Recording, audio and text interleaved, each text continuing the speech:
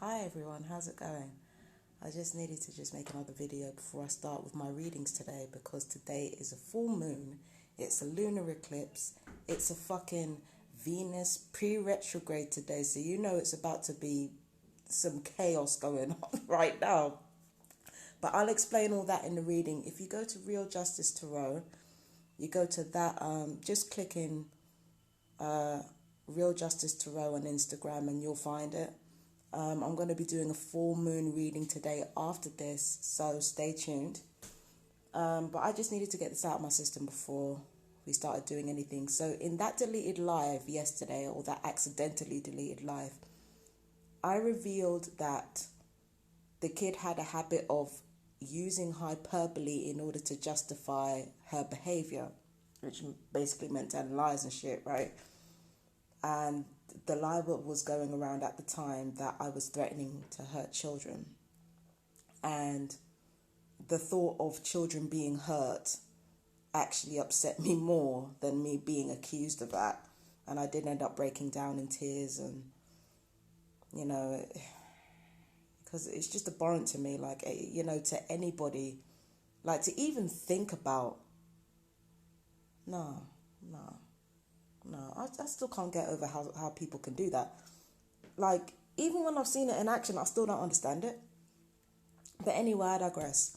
So I made a video yesterday talking about, the campaigns that were going on against me. It's the same thing over and over. Like, TIs know what I'm talking about.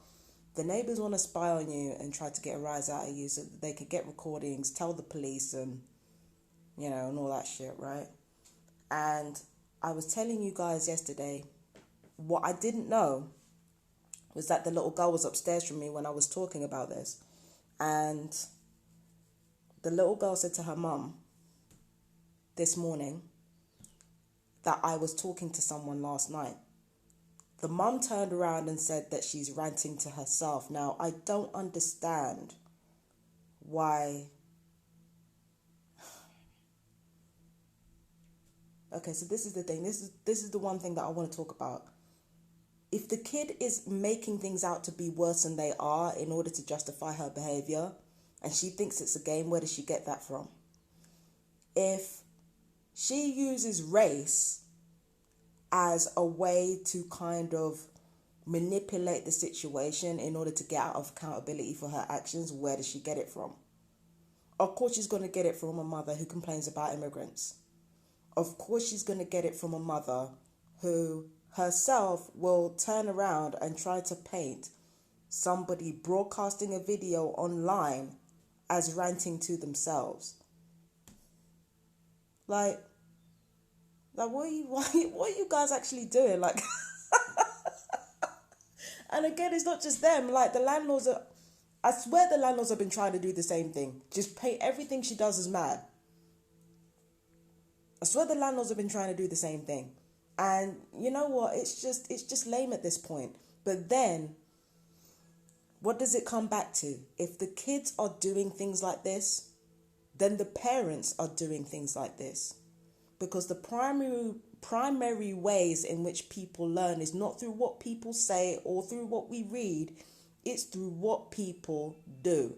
And if you as a child are surrounded by people who exaggerate who try to make people out to be worse than they are in order to justify your narcissistic behavior, well, if you're a child and you're around somebody who does something like that, tries to exaggerate other people's worst points in order to justify their own behavior, if you're around somebody who who has a problem with immigrants and stuff like that, or anybody who's darker than themselves, then what's the child going to do? It just backs up everything that I'm saying. You have to look to your influences. That child was not scared of me. I guarantee it. That child was not scared of me before the mother got scared of me. You have to look at the child's influences. Again, I took my anger out on the kid. I'm not going to apologize for that forever, because at the end of the day, the child might not be fully formed, but they still have agency, okay? Or he or she still has agency. So if the children are doing all this, because the thing is, children become an authentic manifestation of what their parents pretend to be. So if this woman is pretending, I don't think she's pretending to be a narcissist, but I think she's pretending to be this sort of patriotic person, if there is such a thing, then the child is going to legitimately be like that. So if she's doing all these things to kind of bully someone, like the child is going to literally grow up to be like that legitimately, because that's what usually happens. So for me, it's just, to tell a child to exaggerate somebody's mental illnesses to a child is really, really bad. And to use somebody's mental illness to deny your wrongdoing and your child's wrongdoing, it's really, really bad. It's actually a really immoral thing to do. It's really, really bad. And this is coming from somebody who, like, honestly, my morals are kind of wavy. I'm not going to lie to you. I'm not like a gung-ho, you know, I'm just not that type of person. I'm not the type of person who is like a crusader. But even I have to say, like, nah, this is morally wrong to do that, and to teach your children that. And to teach your children that because they rant to themselves, it's okay to bully them. So let's put the pieces together. You said that I'm mad. Okay, fine. Somebody told you that I have mental health difficulties, so of course you're going to say that. And if you hear me making a video or making an audio recording, then you're going to assume that's, you know, that's madness at first. You're going to assume that, right?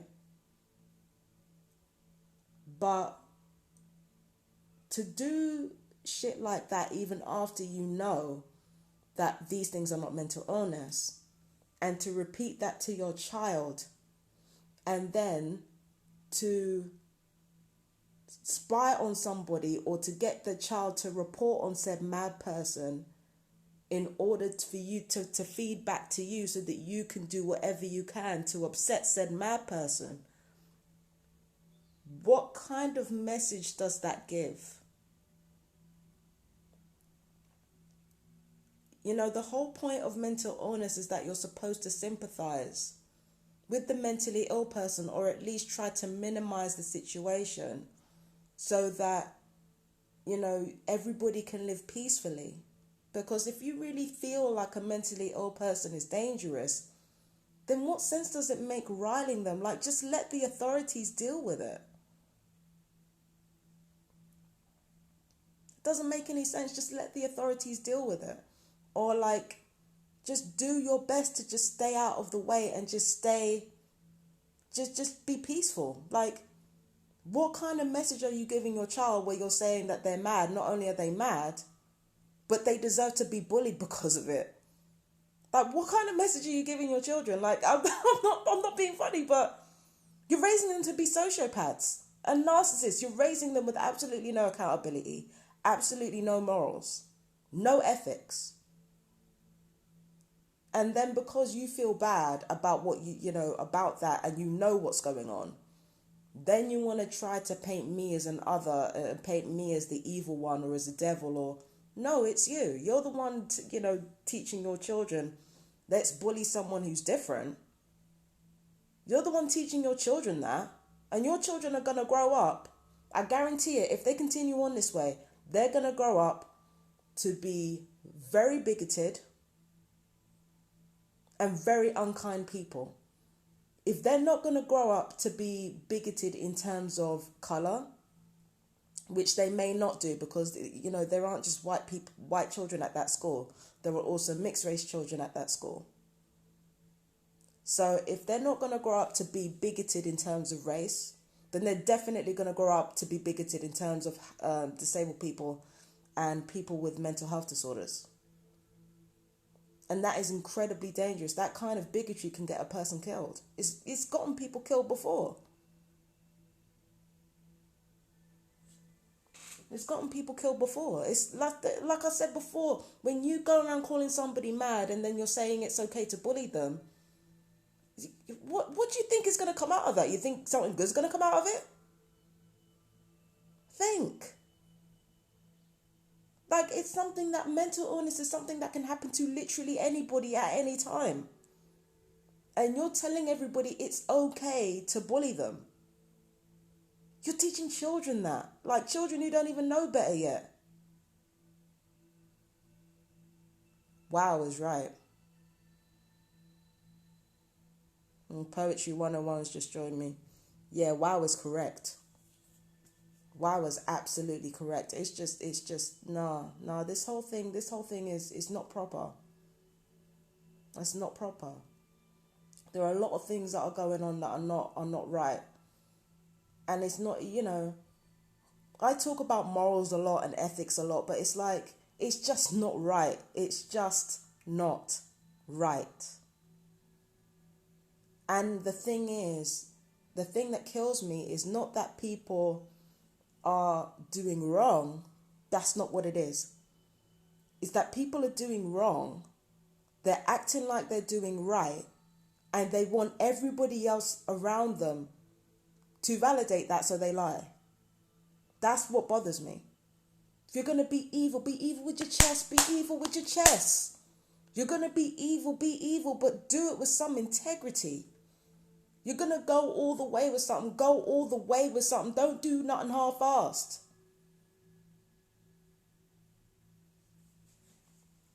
Be evil with your chest, man. If you're going to do shit like that, don't expect people to like you. The most powerful people in the world, some of those people, well, nearly all of those people, if not all of them, are some of the most evil people in existence. They're some of the most evil people in existence. They are feared, hated, and used. And when you engage in ableist behavior or genocidal behavior, you put yourself in a position of power over someone else. And when you operate on that level of exclusivity, then you have to understand that all your relationships are not going to be characterized by love. It doesn't matter how it looks. You want power over somebody else, this is what it means. To be hated, feared, and used. Like I said before, you don't get to treat people like that and be liked.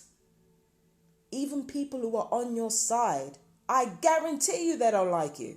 Even people who are co-signing your bullshit don't like you. That's what I'm saying. They don't like you because they don't even like themselves. Unions among people like that are built on fear and hatred and using one another. And then they turn around and they project everything that's wrong about them onto the other or onto people who they believe are lesser. That's what people do. But even the people on your side, when you do shit like that, they don't like you. They don't like themselves. The people that I notice that build their friendships and allyships based on ableism or racism or anything like that, I noticed that they really don't like each other at all, and they don't even notice it. They don't like each other at all. How could they? Filled with constant anger and bile. How could you stand to be around people like that? Even if you're like that, how could you stand to be around that?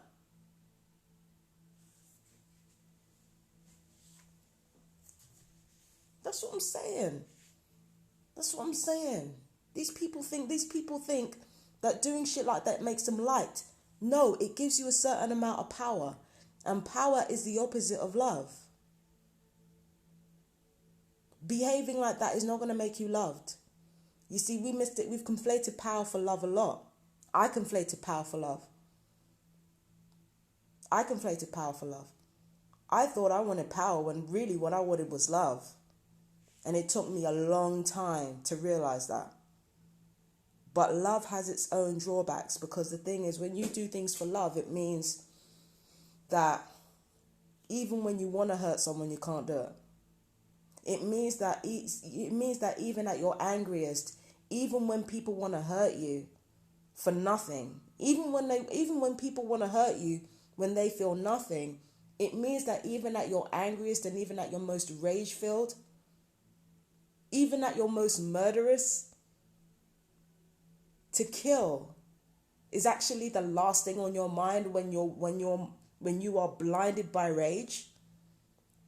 When you have a life filled with love, even when you're in a blind rage, the last thing you want to do is kill. So having, that's when, you get people who are not even emotionally invested trying to kill you. All the while you could be in a fucking blind rage. And you could barely even think about hurting people. You have seen how bad my temper can get. And even then, the damage I could have done didn't happen. It didn't happen because I'm just not built that way. That's what love does to you. Another wow, yeah. That's what love does to you. It makes you even at your most angry, even at your most fucking furious, it makes you not want to kill anybody. It makes you not want to harm anybody. Yeah. You guys are witnesses because you're hearing that right now.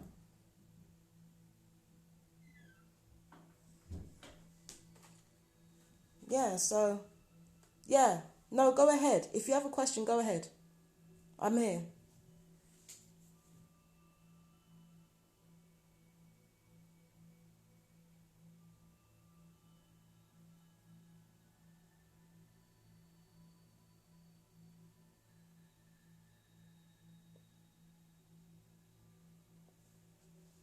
Sorry, I've got to wait for this person to formulate their question. Whilst I'm waiting, I'll continue. And then as soon as I see your question, I'll answer your question. So, yeah, love is a different thing. Love is a different thing to power. When you feel powerful, when you do things out of power, you trample on people weaker than you in order to get to the top. And people who connect with other people like that, they don't like each other. Not really. Does that sound did that just now sound like the type of people who like each other? Like, come on. Come on. Come on. Even if people who are engaged in this type of behavior think they like each other, they don't. I guarantee you they don't. There's no way that they do. Because they know that those same friends can turn on them in a dime, in a heartbeat. All they need to do is end up in a situation, the same situation I'm in. And my version of mad and crazy and fucking is not going to be their version of mad and crazy. Their version of mad and crazy is to have nothing. And to be walking around in the street twitching. And how many friends do you think they would have left if they were in the same position as me? That they're trying to represent me as being in. I'm telling them in a heartbeat. Not even worth it. Let them have different colour skin tomorrow. Let them have like a black boyfriend tomorrow or a black girlfriend tomorrow.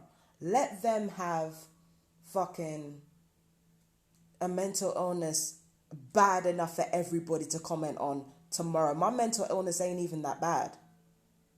It ain't even that bad and everybody else is commenting on it. Imagine if this person or these people talking about my mental illness have mental illnesses that bad. They would have nobody left. Those same people joining in and gossiping right now,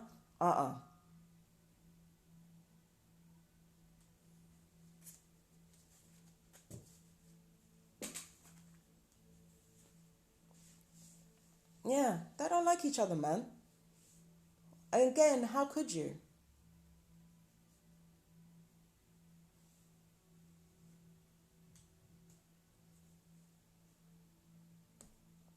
I mean, this is the thing, like, the weird thing is that what I've gone through has taught me that the perps like me a hell of a lot more than they like each other. And I realize that now. And that's exactly why they get obsessed with me, and they get hurt when I reject them, and they don't like it when when I start firing passive aggressive shots back, because they know they've lost me.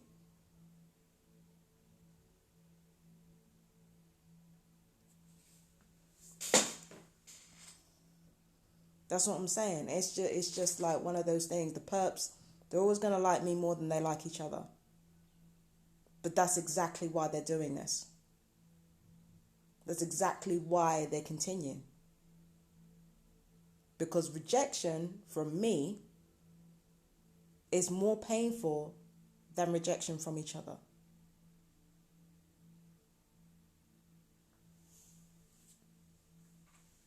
So, it is what it is. It is what it is. It's annoying, but it is what it is, man. You know.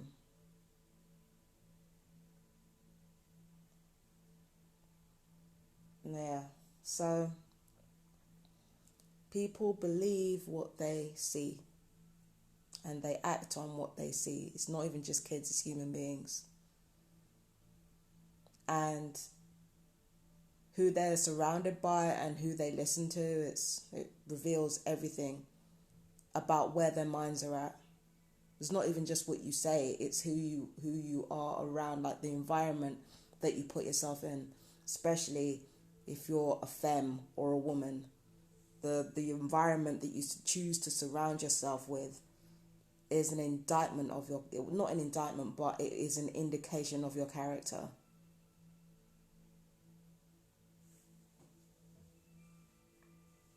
It is an indication of your character. It's not about what you say. It's not about what you do. It's about the environment that you choose to be in.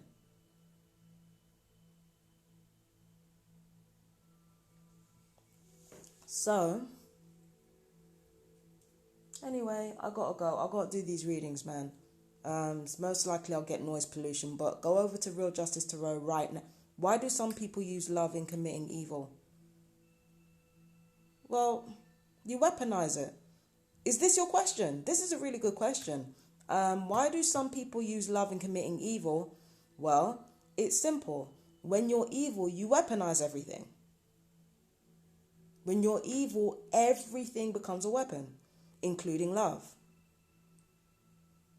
So they use the love bombing tactics. They use the, that's your answer. Evil weaponizes everything. Evil hurts.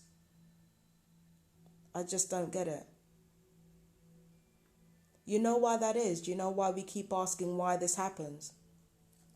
It's because we want someone to blame for all this.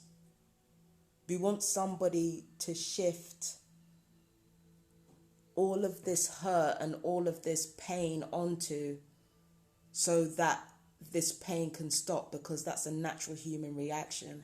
If we get hurt, then like the human body is on high alert and it has to address that threat, right? So if we keep being hurt,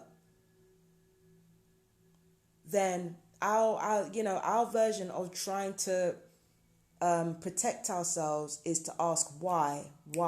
The word why is a blame-seeking missile, because once we have our target, then we can strike. It's a natural human response. We want someone to blame. But the horrible thing about gang stalking, and the horrible thing about, I'm thinking love itself is evil in some way. No, it's neutral. It's neutral. It's not good or bad. Power is not good or bad. All these things are neutral. It's about how we use it. So basically, what we have is, what was I going to say?